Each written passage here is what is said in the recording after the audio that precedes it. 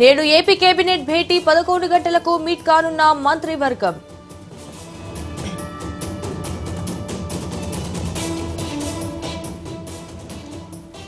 YCP పాలనలో అమరావతిని భ్రష్టు పట్టించారు. పోలవరాన్ని గోదావరిలో కలిపేశారన్న చంద్రబాబు.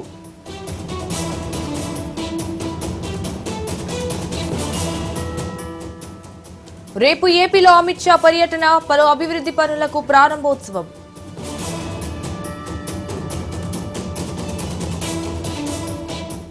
కర్నూలు ఆలూరులో వైసీపీ ఆత్మీయ సమావేశం, పాల్గొనున్న వైసీపీ కీలక నేతలు.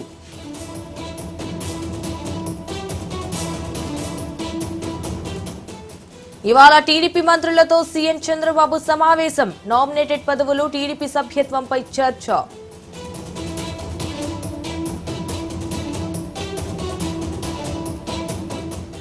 తిరుమలలో కొనసాగుతున్న వైకుంఠ ద్వార దర్శనాలు, స్వామి దర్శనానికి పోటెత్తిన భక్తులు.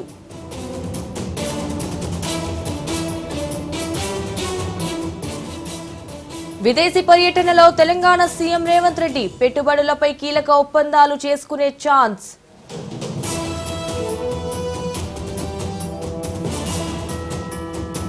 ఫార్ములా కేసులో కేటీఆర్ ని విచారించిన ఈడీ, న్యాయం ధర్మం గెలుస్తుందన్న మాజీ మంత్రి.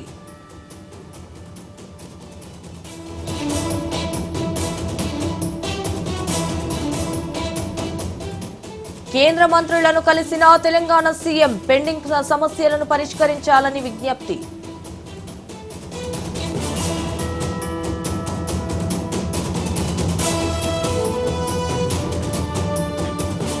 ఇవాళ చెవెళ్ల షాబాద్ లో రైతు దీక్ష, రైతులకిచ్చిన హామీల అమలుపై నిరసన.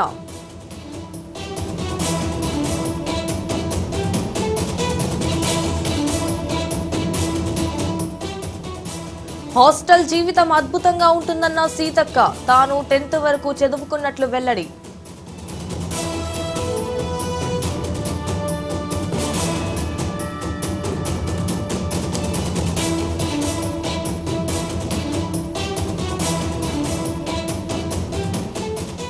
పార్టీ ఫిరాయింపులపై సుప్రీంకు బీఆర్ఎస్, 10 మంది ఎమ్మెల్యేలపై చర్యలు తీసుకోవడం లేదని పిటిషన్.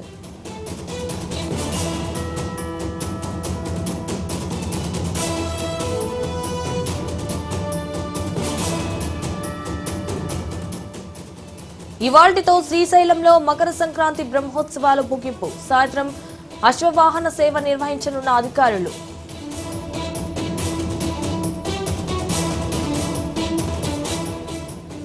పర్మిషన్ లేకుండా కొత్త సినిమాలు ప్రదర్శిస్తే చర్యలు తప్పవు, కేబుల్ నెట్వర్క్ నిర్వాహకులకు దిల్ రాజు వార్నింగ్.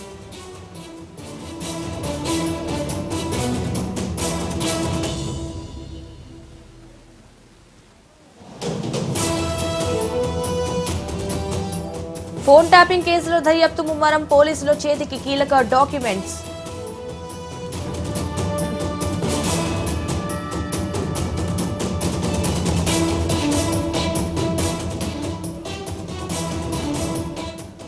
ఢిల్లీలో నేటితో ముగియనున్న నామినేషన్ల గడువు, ఫిబ్రవరి 5న ఢిల్లీ అసెంబ్లీ ఎన్నికలు, 8న ఫలితాలు.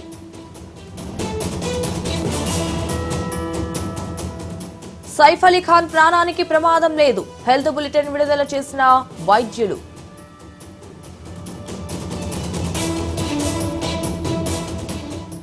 మహాకుంభమేళాకు పోటెత్తిన భక్తజనం, 7 కోట్ల మందికి పైగా తరలివచ్చారని సర్కార్ వెల్లడి.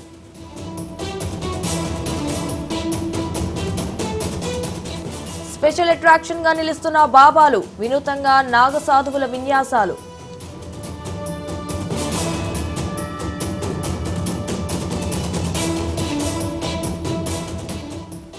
మోహన్ భగవత్ చరిత్రను వక్రీకరిస్తున్నారు, ఆర్ఎస్ఎస్ చీఫ్ పై మమతా బెనర్జీ ఫైర్.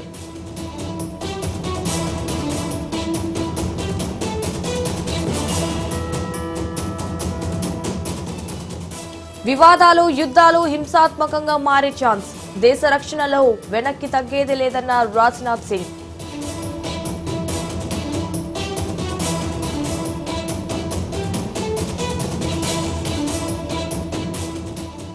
శ్రీనగర్ అభివృద్ధికి కేంద్రంతో కలిసి పని చేస్తాం, అలా చేయడం బీజేపీతో కలిసినట్టు కాదన్న ఒమర్ అబ్దుల్లా.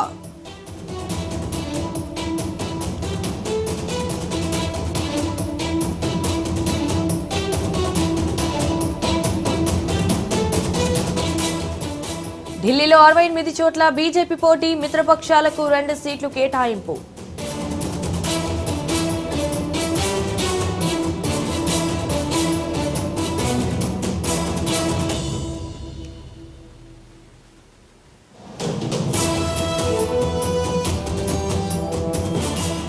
గాజాపై విరుచుకుపడ్డ ఇజ్రాయెల్, 72 మంది దుర్మరణం.